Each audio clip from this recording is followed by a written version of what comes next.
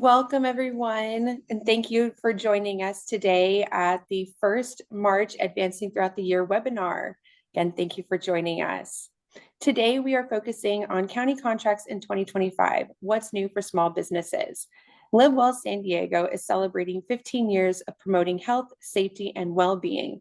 And as part of this milestone, we are hosting a year-long series of webinars, networking events, and online engagement. Many of you may have attended the Live Well Advanced Conference and School Summit this past November. This webinar is an extension of that event. We're here to stay connected, share new insights, and continue the important work we started together.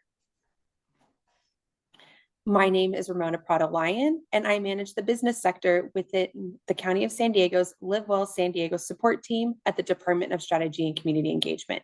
I'm honored to be your moderator today. Here's what's on the agenda. The county's Department of Purchasing and Contracting will be going over some proposed contract policy changes coming for those who want to do business with the county. I would like to welcome the Director for Department of Purchasing and Contract, Alan Hunsberger, along with the 4 chiefs for procurement services within the department. We have Michael Durr for Land Use and Environmental Group, Rich McCarville for Finance and General Government Group, Sean Behan for Public Safety Group, and Sheena Figueroa for Health and Human Services Agency. We will also have an opportunity for feedback following the Q&A session. So let's get started. A few reminders before we begin. This webinar is being recorded and your lines are muted. Please remember to submit your questions in the Q&A box, which is a button at the bottom center of your screen. There is also simultaneous Spanish translation available. Instructions are in the chat. If due to time constraints, we don't get to your questions today, or you want to reach out to our team, you can follow up with us via email at the email address listed on the screen and shared in the chat.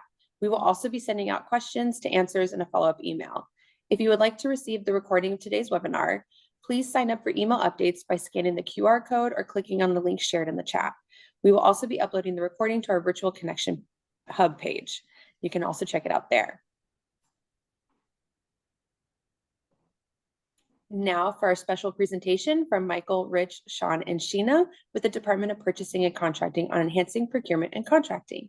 They will be covering proposed updates to the county's contracting and procurement policies aimed to support local and small businesses, enhance sustainability and procurement practices, and integrate an equity-focused approach into program procurement and contract design. If you have any questions as they go through the presentation, please put them in the Q&A box to be addressed afterwards. I'll pass it on to Sean. Take it away. All right, thank you very much, Ramona. We really appreciate your time in coordinating this for us. Hello, everyone. Good afternoon. My name is Sean Behan, and I'm a Chief of Procurement Services for our Department of Purchasing and Contracting. We are really excited to share with you some of our comprehensive improvements we have been working on, which we hope will enhance procurement and contracting. We believe these enhancements will result in a positive impact for the small business community. Next. So before we get into the details, which the other 3 chiefs will be providing to you, let me provide to you with some background and talk about where this all started. So over the past several years, the Board of Supervisors has implemented several board initiatives that have led our department DPC towards the enhancement of purchasing and contracting. Some of those board-driven initiatives, including the Working Family Ordinance, which established requirements for construction contractors, Board Policy B74, which established labor standards for janitorial, landscaping, and security service contracts, and Board Policy B75, which established new contracting requirements for all of our food and beverages purchased by the county. In addition, in April of 2024, the board introduced an initiative to further expand opportunities for local businesses. And again, in August of 2024, they initiated new strategies for enhancing equity and community strength. This was done to further the county's efforts in equity and contracting, including expanding opportunities for small businesses. It is these board actions that have spearheaded a lot of the change we will be discussing today. Next. So before DPC began this newest journey to enhance procurement and contracting, the county's procurement processes mainly focused on price and competition. While these are critical components to the procurement process, we have realized that they don't always result in the outcomes that tend to be in the best interest of the community we serve. So as a result of these board initiatives, we began the process of transforming into a more strategic organization, better aligned with the county's strategic goals. Also, in accordance with the county's general management system, which you see on the left, we held listening sessions with the community, board offices, county leadership, and department staff. Our partners in the Office of Economic Development and Government Affairs, or EDGA, initiated an anonymous survey to gather public feedback on the challenges with our procurement process. This critical feedback was used to work towards reimagining county procurement with a focus on labor standards, sustainable procurement, uplifting small businesses, equity-focused policies, and at the center of all the county does, community engagement. So next, I will be turning it over to Rich McCarville. Thank you, Ramona. Thank you, Sean. Next slide, please. So with regards to labour standards, the county's Board of Supervisors has demonstrated its commitment to the establishment of labour standards throughout our county contracts that protect workers' rights, ensure fair treatment, and provide safe working conditions. I want to share a couple of examples of the policies that have either been implemented to date or in various processes of being implemented and developed. The first notable policy is the Working Family Ordinance. This policy effectively applies standards to construction projects over $1 million, which include requirements for the use of a skilled and trained workforce and sick leave provisions for workers. Additionally, as a part of this initiative, a pre-qualification process was developed that requires all construction contractors to pre-qualify to be able to compete on construction bids. Now, this pre-qualification process effectively evaluates criteria associated with the organization's history of compliance and ethical behavior. And that's a process that we run quarterly as quarterly opportunity to be pre-qualified. Another significant initiative that's been ongoing here at the county for a couple of years is Board Policy B74, which is a policy that defines labour standards for county contracted janitorial workers, security guards, and landscape workers. Some of the notable standards associated with that policy that's been implemented include, for example, a wage floor that defines minimum cash wages, paid time off, and health and welfare contribution requirements in our procurements when running procurements for these services. These are minimum standards or minimum wage requirements that were evolved based upon use of local data from the local Bureau of Labor Statistics information. Additional characteristics of this policy that's in the process of being implemented is it also requires workplace training programs to be implemented, of which are supported by our Office of Labour Standards, who go out and provide training for these workers. There's a wage theft retention fund that effectively retains 5% of invoices in the event there's issues with wage theft claims that need to be addressed. There's expanded worker retention requirements. The Janitorial Act requires a 60-day retention if there's a change of contractor in a procurement process. That's been expanded out to 90 days. And furthermore, there's been requirements where we compete these via request for proposal processes now. Historically, these may have been low price bids, but now these procurements are being run via RFPs. So we can evaluate these key characteristics, such as the extent of wellness benefits being provided to the workers and adherence to some of the requirements that I've just mentioned. This policy was further updated last year and expanded, if you will. So it did apply to all work being conducted at county facilities, landscaping, janitorial, and security guard services. It's now been expanded to tree trimming, mowing services, but also services being provided on the county's right-of-ways. So that was implemented late last year, and we're in the process of rolling out that implementation now. Some further adjustments to that policy included some more definition and considerations around wage theft, which is a very important topic to our board and county purchasing and contracting, plus some requirements to review the extent of medical plan offers being offered to workers. And then finally, an additional initiative that's been brought forward in recent years is some updates to our representations and certifications forms. We now require attestation to if a organization has any investigations or accusations or charges related to labor standards. So that's addressing things such as, an organization having a history of wage theft claims or wage theft judgments or unpaid wage theft judgments. So these are additional requirements and characteristics that have been implemented into all of our contracts. Next slide, please.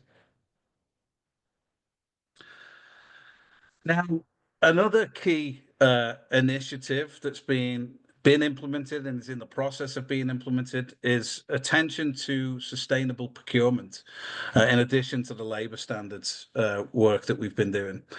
Sustainability has been at the forefront of the board's initiatives, as it helps to ensure that healthy environments, economic prosperity and social equity. And with this in mind, there's a couple of policies and upcoming policies that are being revised that I just want to kind of share with you.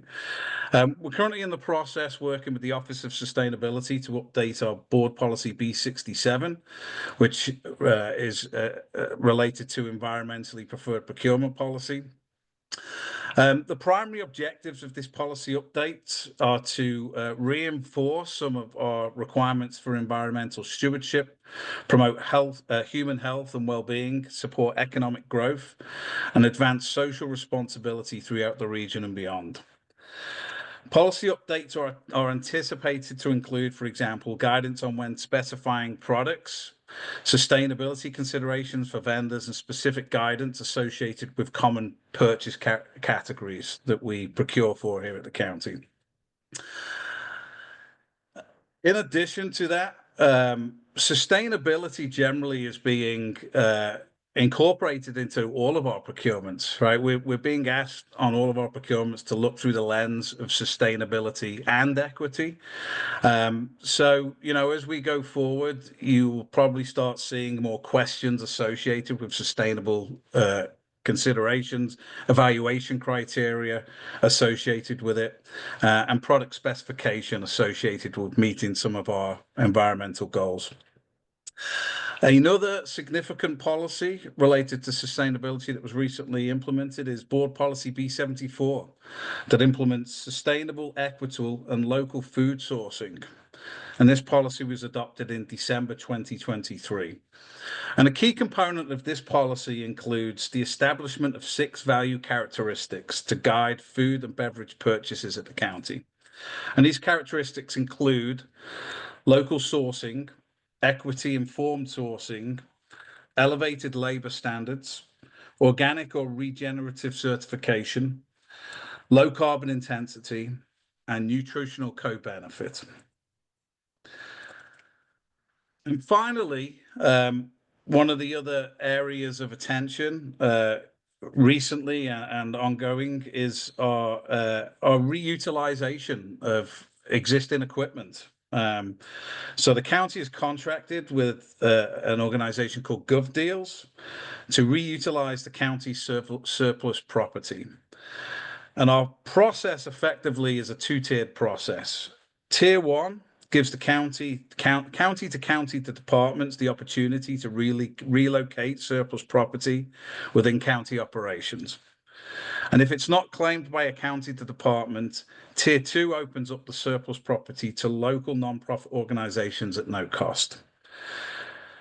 And more information or the process of being able to inquire as a non-profit to be a part of that scheme can be found on the purchasing and contracting website for the County of San Diego. Now I'm going to pass it on to Mike. Thank you, Rich. Next slide, please. So as discussed earlier, the board has established initiatives for the county really to uplift small businesses. Uplifting small businesses is critical to the ongoing success of our local economy, as we all know, because small businesses create jobs.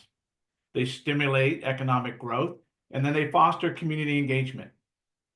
With an annual contract span of over $2 billion and a portfolio of over 3,000 contracts, the county has a significant opportunity to impact local small business community positively. However, cumbersome processes and outdated procedures have historically prevented small businesses from submitting for and potentially winning county contracts. So to address this, the county has assembled a comprehensive team to review its policies and procedures and identify ways to improve opportunities for small businesses. We have developed a procurement forecast that is refreshed every 3 months.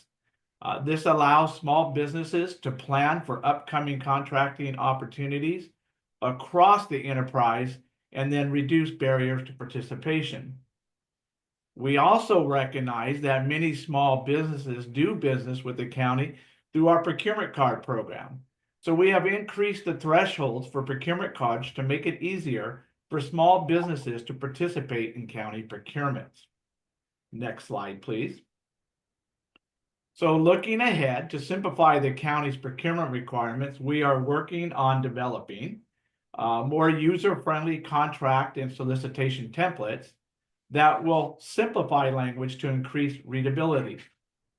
We are also working with our partners in the Office of Economic Development and Governmental Affairs on ways to assist small businesses with insurance and bonding requirements and a labor compliance technical assistance program for small businesses. More on these proposed changes will be coming soon. So keep your eye open and we'll get those posted on our DPC website. I'm now going to be turning it over to my colleague, Sheena Figueroa, for more. Thank you, Mike. The county's current procurement policies are complex and difficult to understand. Through listening sessions, an anonymous public survey, and a cross-county work group, we've identified strategic changes that we believe have positive impacts across the community. Informed by these discussions, we determined that simplifying procurement authority was a critical step in developing more equitable policies and practices. The overall goal of this is to simplify the county's procurement authorities and increase transparency. In this simplification process, we'll be consolidating policies and working towards clearly defining our authorities and processes. In addition to enhance opportunities for small businesses, the board proposed an increase to the current small local preference program from 5% to 15%. And we will also include small nonprofit organizations in the county's definition of small business and propose the county's acceptance of certifications used by other local agencies. We are also proposing the establishment of a small business participation goal. Another recommendation we're putting forward is to expand the current veteran-owned business and disabled veteran business enterprise program to include small local businesses as eligible subcontractors. And to further support small businesses, we're proposing providing expanded authority to use simplified procurement processes like requests for quotes or RFQs when setting aside the procurement for small local businesses. Our goal with this is to reduce barriers for the small business community, as RFQs are much simpler to respond to than some of our more formal procurement methods like RFPs. We're also seeking to expand small business access to progress payments, incremental payment milestones, startup costs, and further revising our P-card practices to allow for additional threshold increases when buying directly from small local businesses. And finally, we recognize that our procurement thresholds and authority limits have not been updated in decades. So to align with the current market, we're recommending doubling most of these limits. Looking ahead, we'll be introducing these recommendations to the board on April 22nd. Next slide, please. As mentioned earlier, community engagement is at the center of the county's operational model, and as a county, we must ensure our work is responsive and informed by what the community needs the most. To ensure small and diverse businesses are aware of county contracting opportunities, we've implemented a strategic community engagement plan. As a result of this plan, we've participated in 30 community events this year and engaged with hundreds of diverse and small businesses. We've also implemented an anonymous feedback survey through our BINET system. When a procurement closes, each contractor registered for the commodity codes used in that solicitation is emailed an anonymous survey. The goal of this survey is to give the contractor community a voice in improving our procurement processes. This feedback has been invaluable as it's assisted us in identifying additional areas of improvement.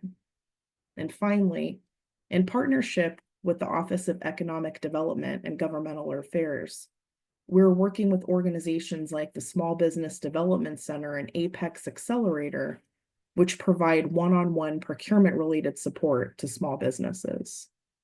Next slide, please. So this concludes our presentation this afternoon, and we appreciate your time and are happy to answer any questions that you may have.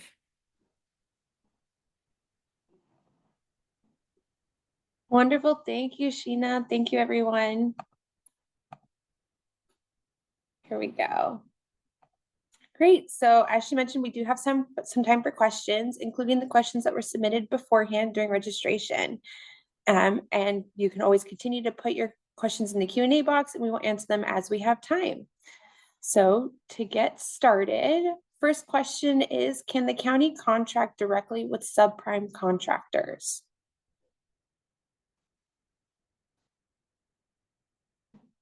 Pass it over to anybody that would like to answer.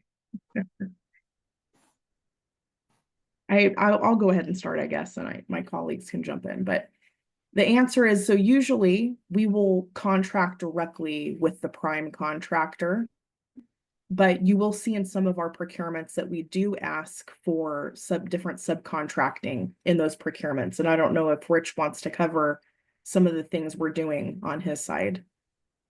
Yeah, absolutely. Thanks, Sheena. So yeah, as Sheena said, typically we contract with a prime, but there is lots of opportunities to be a subcontractor for those primes.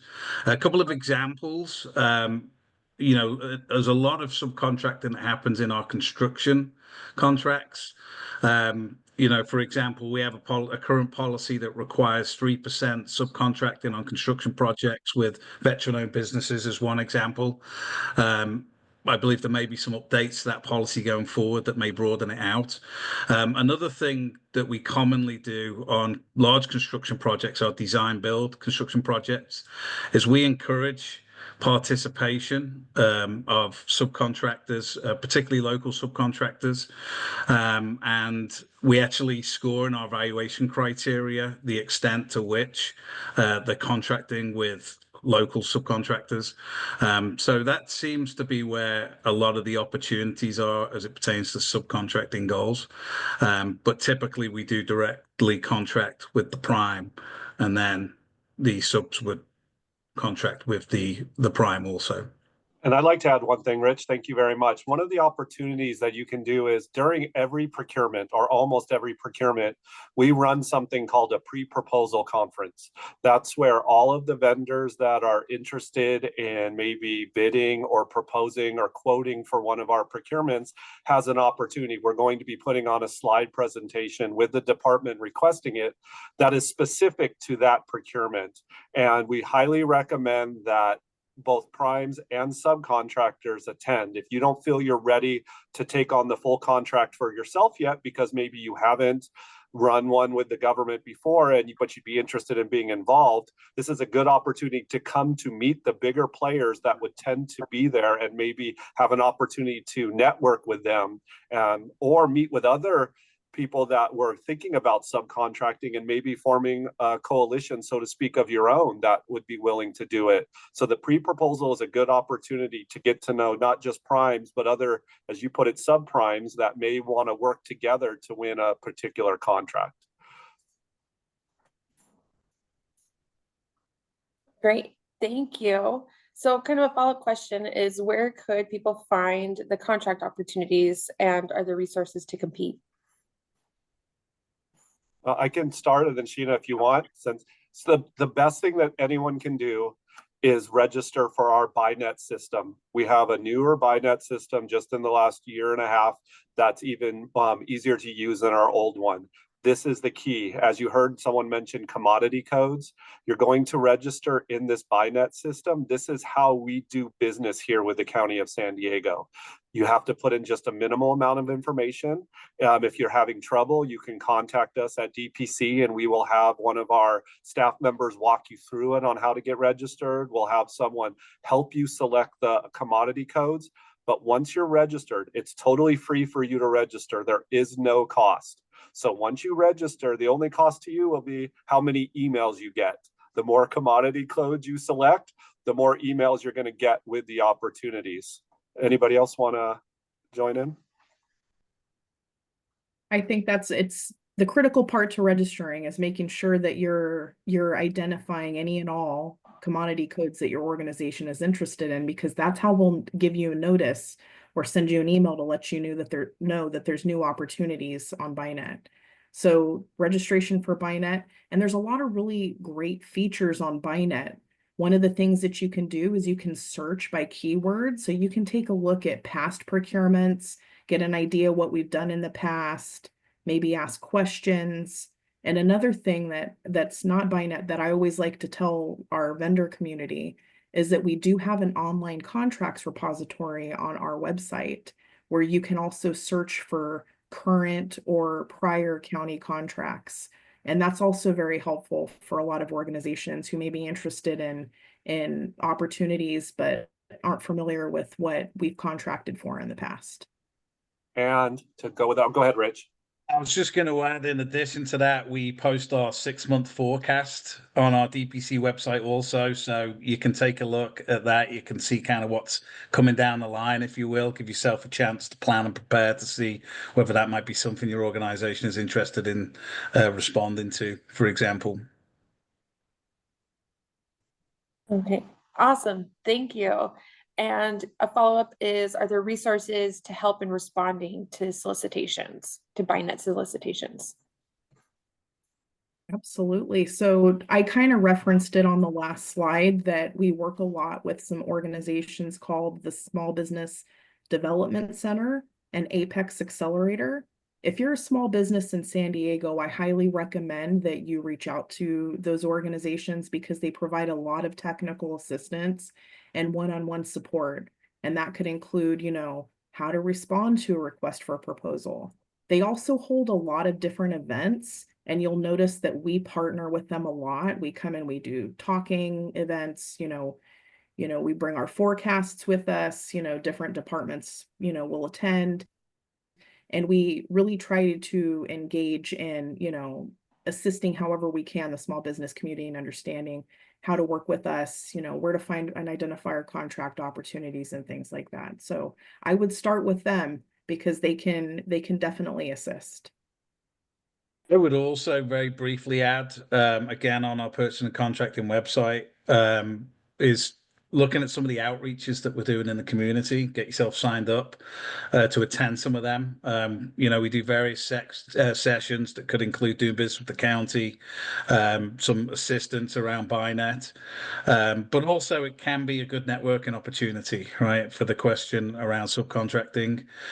So do take a look on our website and see what we've got in scheduled for the future, and suggest that you sign up to some of those additional outreaches.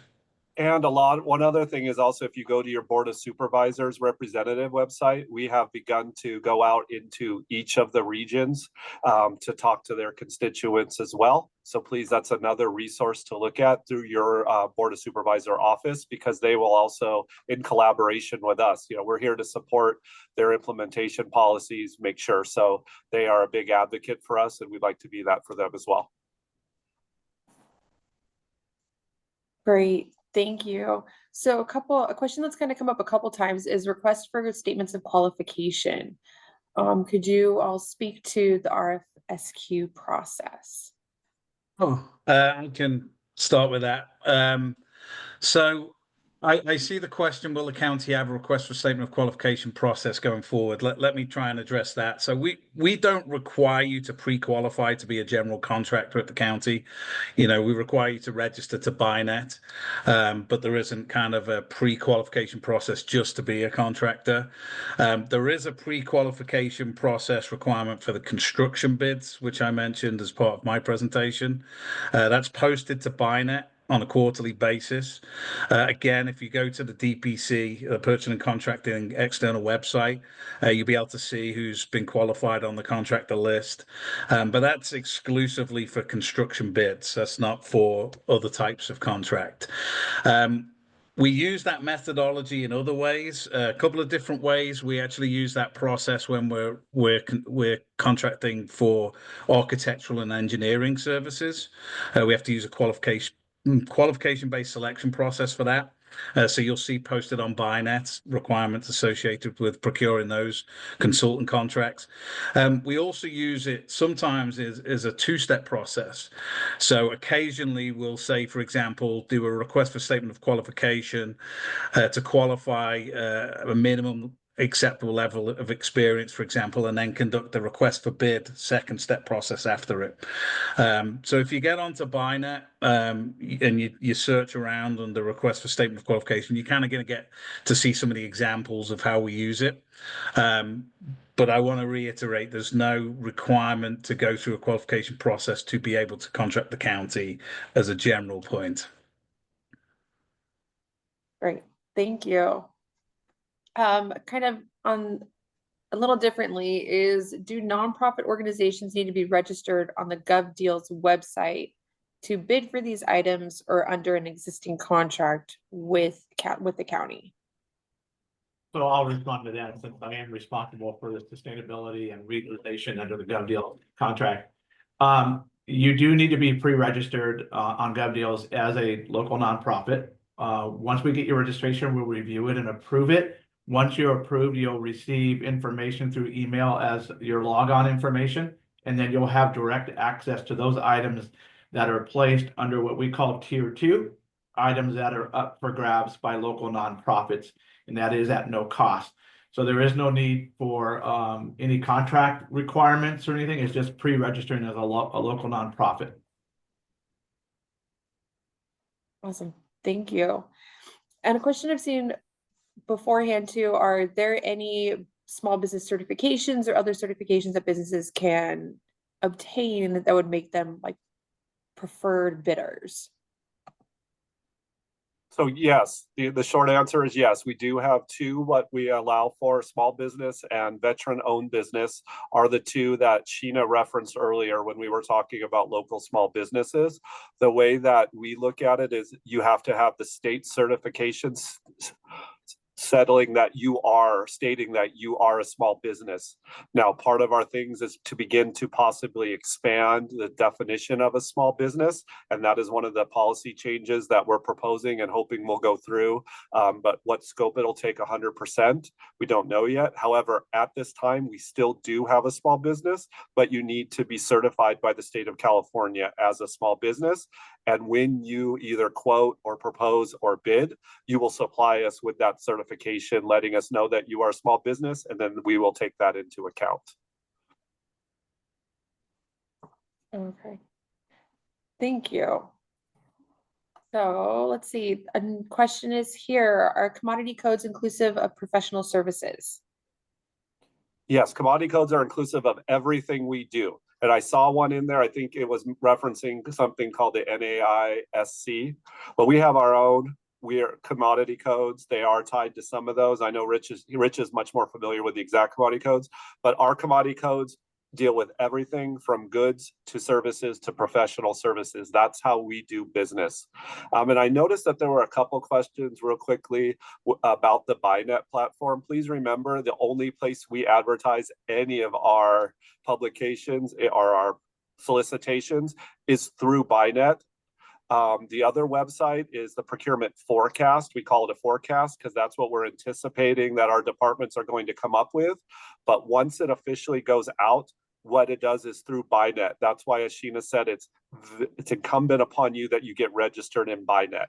That is going to be the best way. And again, please do not bang your head against the wall. If you're frustrated, give us a call here at DPC. We have staff that are willing and able and can do it immediately, help you get registered. They will walk you through step by step and to get you registered and help you select the commodity codes that are best for your business. We will probably start with a more inclusive group, and then you can always knock some out if it turns out you're getting too many, but we would much rather you get more emails than less. So hopefully that answered the question. Yeah, it does. Thank you, Sean. And as the part of the recap, we'll highlight the BuyNet link and where people can find the forecast too. So it'll be there for everybody there. Great. And let's see, a couple more questions. We have maybe time for maybe 2 more questions. Let's see, how can a CBO participate as a small business? Community-based organization, nonprofit. As a small business in contracts. Sorry, that was like partial question. I'm sorry, I saw Alan as unmuting. I'll say that's a great question. So that's one of the exciting new opportunities that's coming from the upcoming policy updates as directed by the Board of Supervisors is that our new small business program coming up will include nonprofits as eligible for certification as a small business. So they'll be able to participate in all of those programs for small businesses. Great, thank you. Let's see, and so for that small business program, where could people find updates on that program if they're available?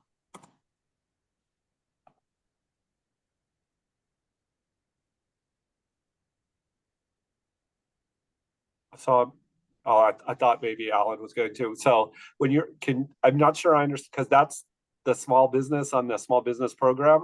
DPC will always continue to put out new information through messages like this. Also, we have a outward facing website. Highly recommend that you use our website, our own internal. We're going to post all of our new policies. We're going to post all of our templates and documents and guidebooks. So the external facing DPC website is the best place for people to go because they're going to get all of that information. It talks about if you want to provide demos, how you go about doing that, who to reach out for, who to contact. So there's a lot of information on that website, including phone numbers. Again, can't stress that enough. We do not mind if you call us. Okay, we'd much rather talk to you and walk you through anything to make it as easy as possible. Alan, I saw you with anything else you want to add?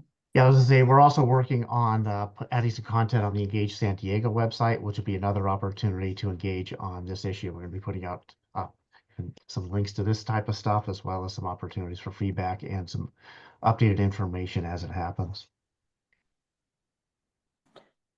Great, thank you. Thank you, everybody. I believe that wraps it up for questions today. If we didn't get to your question, please continue to submit them and we'll follow up in a recap.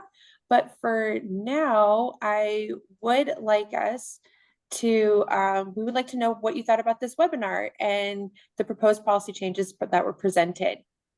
So we'll add the link in the chat, or you can scan the QR code to complete this feedback form.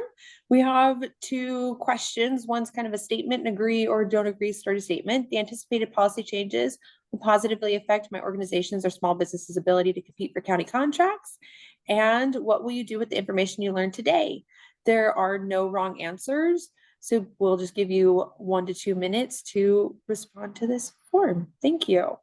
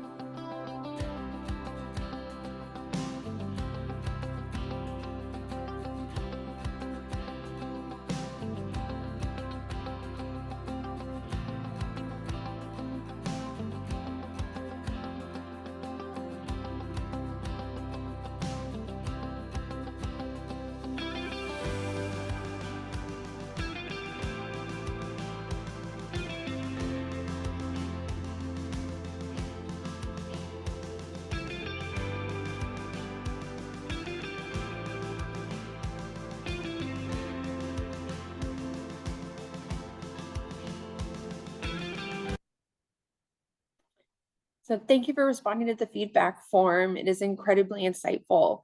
For those that responded no to the first question, we would like to learn more. So please add a quick comment to the Q&A box sharing why you selected no. We would like to definitely take that feedback back to the team.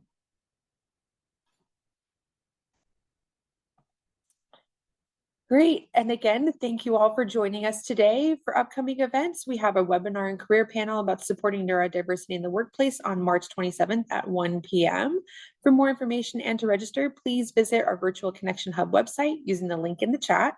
Once again, this page will be updated throughout the year with more details for upcoming events as well as today's recording. If we missed your question today, please email us.